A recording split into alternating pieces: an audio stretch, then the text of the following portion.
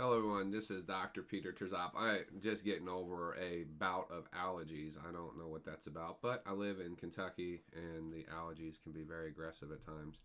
Having said that, I wanted to address when you grade, you go through cycles. Like when you teach, you'll get like a certain group of students, and then you get another group, and some of them aligned in certain areas and others aligned in other areas, and you just kind of go back and forth. Especially when you teach government, you might have more liberal kids and more conservative. You might have a good mix.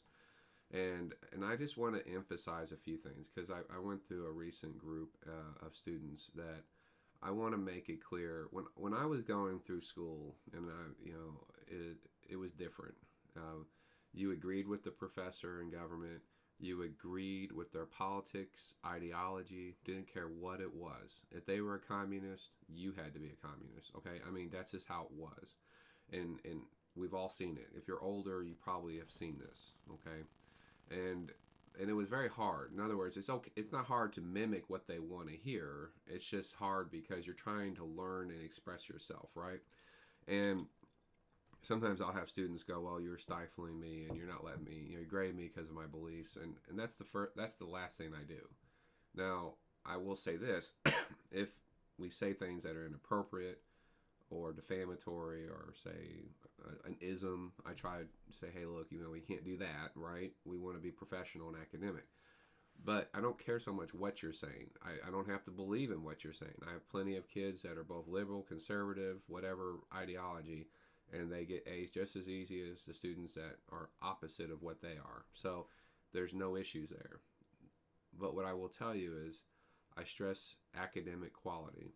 Do you have good grammar? Good grammar never goes out of style.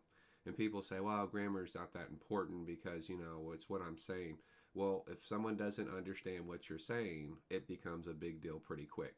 If you can't use punctuations, if you use contracted words, conversational tone, misspelled words, not complete sentences, that becomes a big deal pretty quick. Because there's times when I'm like, I have no idea what a student's saying. And that becomes hard to grade. So I will emphasize, hey, yeah, I get the rubric might say grammar's this, but this impacts other sections of the rubric, like content. I don't know what you're saying, so it becomes a big deal on the content side, right? It's not that I just posted a paragraph or two, three, five. That's not what matters. If you can write succinct, good quality work, then you could probably get away with less. But if you can't do that and you start adding more and say, look, I put a whole page, well, it doesn't matter because you're just overcoming the weakness of grammar and spelling and punctuation in order to try to say, okay, I did extra work to overcome. Take time and do this, right? The grammar. Don't take so much time just to add stuff, just for the bulk of it. Work on the grammar. Another thing too is when you go to use paragraphs of the Goldilocks effect at 4 to 6 sentences, it's not every sentence is four, it's six, it's somewhere around there, right? And the key is just to give you a guideline. This is kind of what a paragraph looks like. But the main thing is how do you cite and reference? A number of students will oversight every sentence, right? Some of them won't cite at all. Some of them don't even use sources at all. Like they don't even pretend to use sources with the references.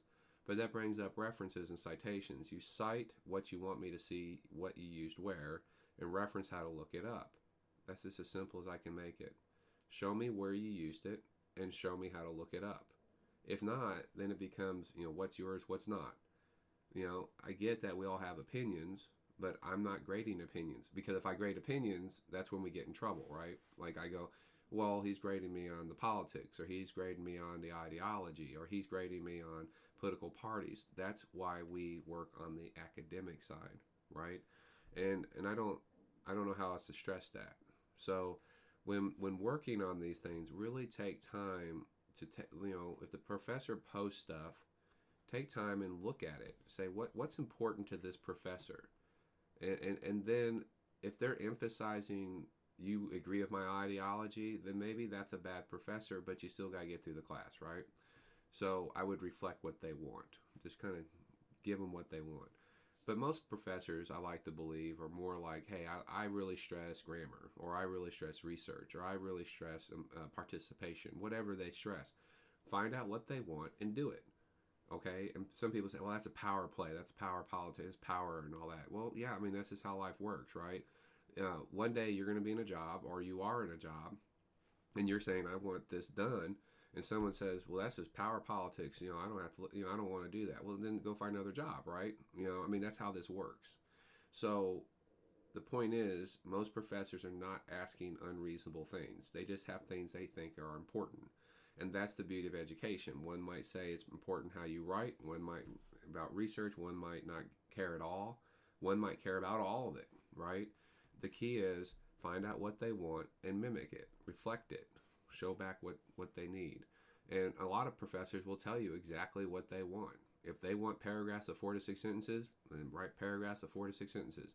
If they don't like conversational tone, don't write in conversational tone. If they don't like contracted words and vague words like this, it, if they like citations, and work on those things, right? And that's the key to success. And then when you get to the next professor, you can do whatever you want. If they don't care about that stuff and they let you slide through, then slide through.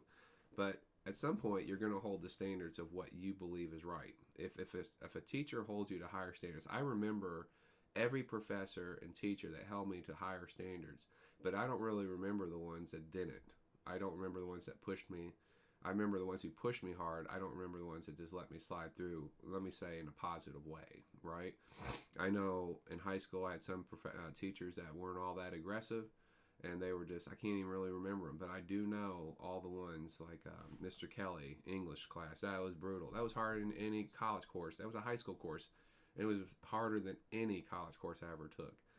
Mr. Moore, Herr Berg with German. I go on and on. They were just really good teachers that pushed me out of my comfort level. And there are people complaining then, but you know what? We learned English, we learned German, we learned whatever, right? And we may not have got the best grades, but we knew what we knew more about what we were studying. So I'm not trying to make this too long, but just really look at what the professor's asking and reflect that what they want. And if they have focuses that are important, then with all their education, they're saying this is what's important to me, and this is what I think you should work on. And then if you get one that doesn't care, good, and you can skate through there and get an easy A, good for you. But you can still hold that professor to a higher standard. If you think, no, I'm going to write more and do a better job, then you hold yourself to that standard. That doesn't mean the professor tears your high standards down to their low standards. But having said that, there may be a standard that's high set by the professor, rise to that level. I think most people can. Just listen to what they're saying and get out of the, it's all about me and I want to do what I want to do. Find a way of doing that with what the professor wants. And then at that point, it all works together and everybody succeeds. So anyways, just giving that email or video. And if there's anything else, always drop me a line, and best of luck.